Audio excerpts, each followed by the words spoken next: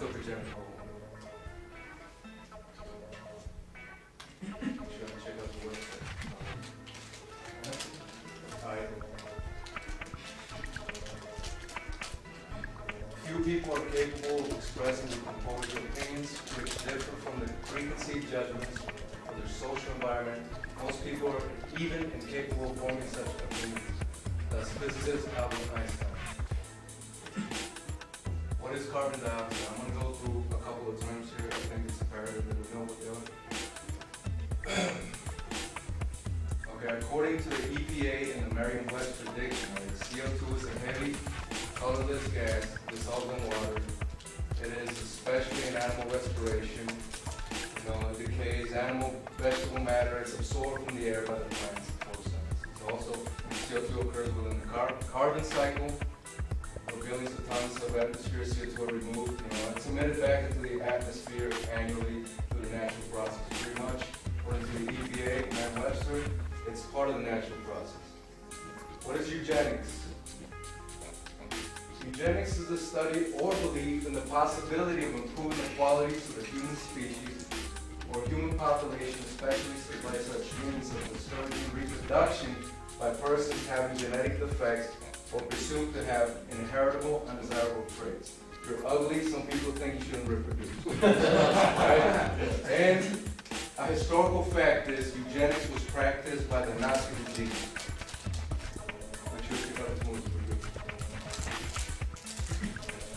Okay, this is the case global warming representatives make. This is their side of the story. It says most scientists agree the main cause of the current global warming has to do with greenhouse effects.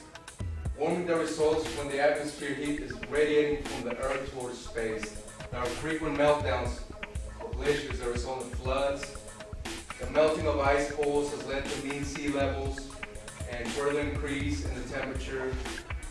And what they're practically saying is that global warming can cause glaciers to melt and engulf cities, lower level cities. That's what they're saying.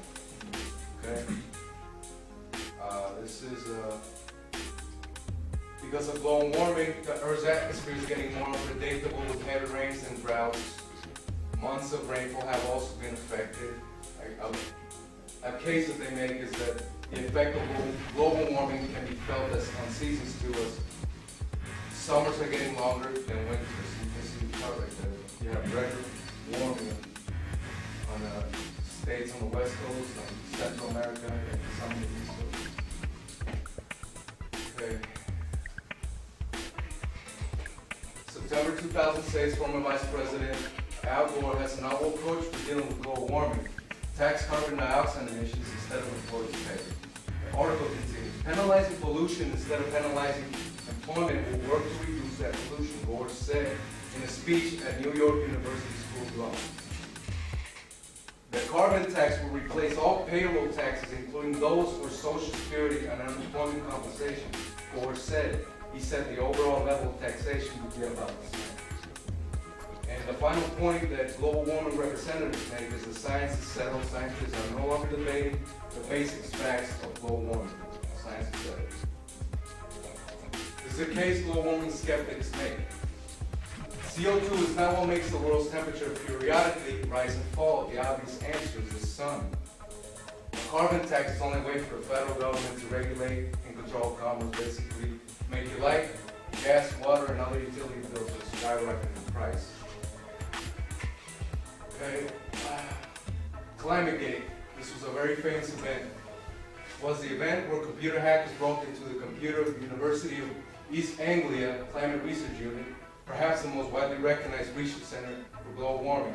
Emails were extracted in which top global warming scientists were caught red-handed admitting to falsifying manipulating data figures in order to persuade public opinion. They got caught. Right? Remember what IRA and what we've been talking about in psychology, emails can be used in a court of law, and this is exactly what happened. Governments around the world have admitted to possessing technology that they can alter natural weather. The country of the United Arab Emirates claims that they discovered a way to make rain in the desert, and they can actually start planting crops in the future. And that is by modifying weather using giant ionizers which generate fields of negatively charged particles.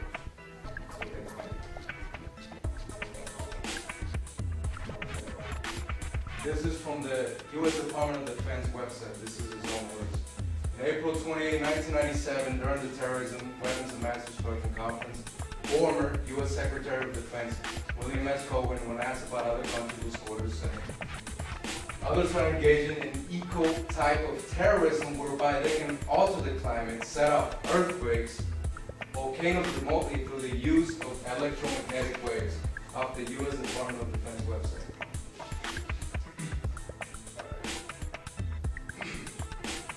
Congressman Dennis Kucinich introduced Bill H.R. 2977, Space Preservation Act of 2001.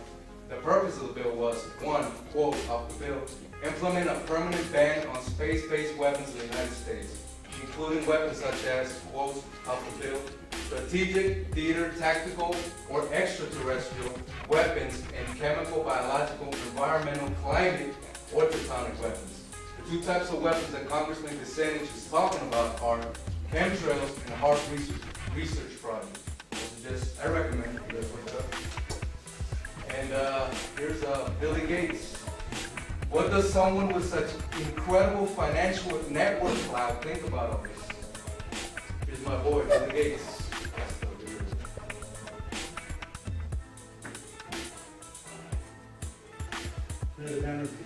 So let's look at each one of these and see how we can get this down to zero.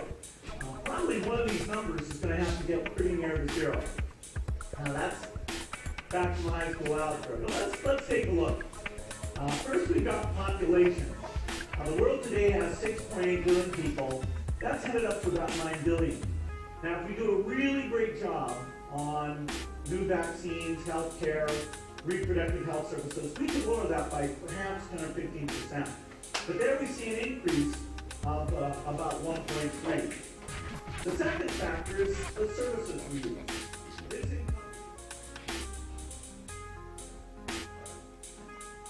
In closing, here's the math. You might have to look at this once or twice to understand what he said, but he said there's 6.8 billion people in the world. We must reduce population by 10 or 15%, that's what he said. So the math is 15% of 6.8 billion is 1.2 billion people that must somehow disappear according to Bill Gates to reduce carbon dioxide levels. That's something to think about right there. Here are my references. Strive to build an empire with focus, leading my spirit shining like fire torches, igniting flame until my voice is flame for the higher forces.